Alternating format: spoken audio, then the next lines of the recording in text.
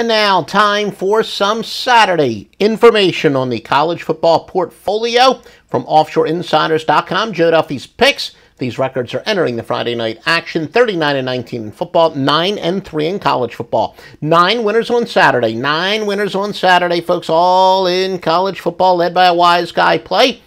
And it's at offshoreinsiders.com from America's only Grandmaster Handicapper, Joe Duffy. Utah State versus San Jose State. Utah State already playing their third road game of the year. Road teams playing their third road game in the fourth game of the year are actually 232 and 198 against the spread, although just 105 and 307 straight up. Now, San Jose State's only win was to Cal Poly, and the other 3 games were losses by an average of 38 points per game, giving up 476.2 yards per game. Now, home teams, off of consecutive losses of at least 38 points and playing in a winnable game, that is, not getting a field goal or more, are 17-9 against the spread. That particular football betting formula would say to bet on San Jose State. Now, Utah State, though, has won 6 in a row straight up in the series, including all 3 in San Jose. Big line moves in the Spartans' direction as Utah State quarterback Kent Myers is very questionable, but make sure you check those thoroughly vetted sportsbooks listed on offshoreinsiders.com, and you're on the right side of this line move. San Jose State has already lost their leading rusher from last year for the season, though he missed the previous 2 games as well. Mississippi State and Georgia. Mississippi State 3-0 by a nation's best 30.2 points per game. That's 3-0 ATS, the best spread margin in the country, by 30.2 points per game. Underdogs with a 28 or better against the spread margin, though, are just 5-11. So that would say the Georgia Bulldogs would be the team to bet on. That history says. But, you know, again, only 16 games, that history says this is a game that Mississippi State will likely come back down to earth. Michigan at Purdue. Purdue is 3-0 by an average of 25.5 points per game against the spread margin. Home underdogs with a 25 or better ATS spread margin, just 9-16. That would say to bet on Michigan. 3-11 getting a touchdown or more, and 1-8 getting double digits. Average line is 16.5, and the average of margin, they lose by 28.4. Though, also Auburn and Missouri. Missouri 0-3 against the spread by 22 points per game. That is the spread margin. Auburn under all 3 by 21 points per game. Second among teams with at least 3 games. Teams playing game 4 or later with a total of 49 or more and an over-under margin of minus 20 or less, that is, they've gone under by an average of 20 points per game, have gone over then at 10-4-1 in the subsequent game. So that would apply to Auburn, and of course that would apply to this game over. Louisiana Monroe and Louisiana Lafayette from offshoreinsiders.com. UL Lafayette, the top over team in the country, going over 3-0 by 32.7 points per game.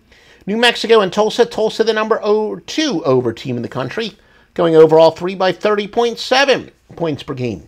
USC and California. USC missed covering by 14 their last game, winning in double overtime, laying 17, I should say. We had the under 66, and only 34 scored in regulation, so he sweated out. After Stanford and a double overtime game, they hit the road for back-to-back games, so this could be a little bit of a letdown for USC, because as we said, double overtime game where they had a little bit of letdown last week, and they played Stanford 2 weeks ago. First 2 road games of the season, and maybe a look ahead to number 18 Washington State. Road favorites of 14 or more and facing an opponent ranked 18th or better in their next game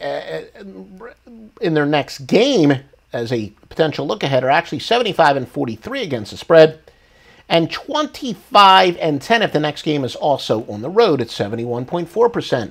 So apparently teams do not get caught in sandwich and look ahead situations. At least that angle says they don't. USC 10-1 against the spread in the series. Cal outscores teams in the second half 57-13. Undefeated teams with at least 3 wins and a home dog of more than 14 or 10-4 against the spread, though just 1-13 straight up. And so USC should win, but Cal covers, says the angle. Cal is a new coach in Justin Wilcox, so maybe that's one of the reasons they are undefeated, as the dog has covered all 3 of Cal's games by 13 or more. Or I should say that's one of the reasons that Cal is doing better, is the dog has covered all 3 of Cal's games by 13 or more. Western Kentucky and Ball State. Western Kentucky's gone under all 3 by an average of 20.3 points per game.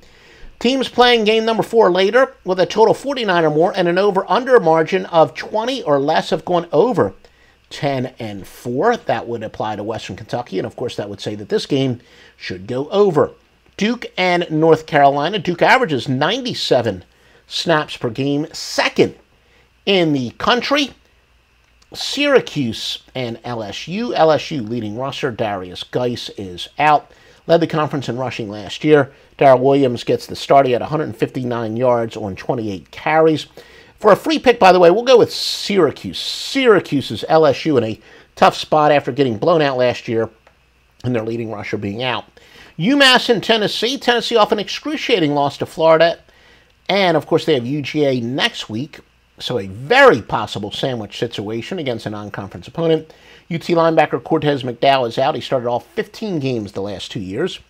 Texas Tech and Houston. Houston wide receiver Derek King is expected to make his 2017 debut. 20 catches in 10 games last year. Is expected to be a significant contributor this year. Oklahoma and Baylor. 3 key projected starters expect to make their debut for Baylor. Running back Terrence Williams. Safety Tayon Sells. Cornerback Graylin Arnold. Williams had a team-leading 1,048 yards rushing last year with 11 touchdowns. He averaged 241 yards rushing. The team did. The team, Baylor, averaged 241.8 rushing yards per game last year with him, now at 150. Arnold started 4 games last year and was a projected starter this year. Sells started 4 games in 2015 but missed last year because of an injury. He was a projected starter. Penn State at Iowa. Iowa running back Akram Wadley is out. Graduate transfer Troyce rushed for 1,000 yards at Nevada. He's second on the team in rushing this year, 36 carries for 158 yards. Oregon at Arizona State. Oregon leading receiver Charles Nelson No Riley is questionable. 15 catches for 243 yards, also a rushing touchdown.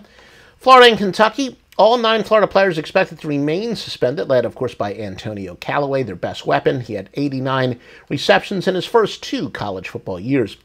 UF a possible letdown off of that dramatic last-second win over Tennessee. Florida's won 30 straight up in the series. Biggest consensus plays for today, or in the minds of some, contrarian, where you can bet at the approved sportsbooks at offshoreinsiders.com. West Virginia, arguably the strongest consensus play of the season. Oklahoma, clearly number 2 this week. Then after that, other consensus plays, public consensus plays at sportsbooks in Las Vegas, Offshore, and Outlaw, Indiana, Georgia Tech, and SMU. All the best picks, including the Master Lock Line, the power of 620 sports services behind each and every play. It is at offshoreinsiders.com.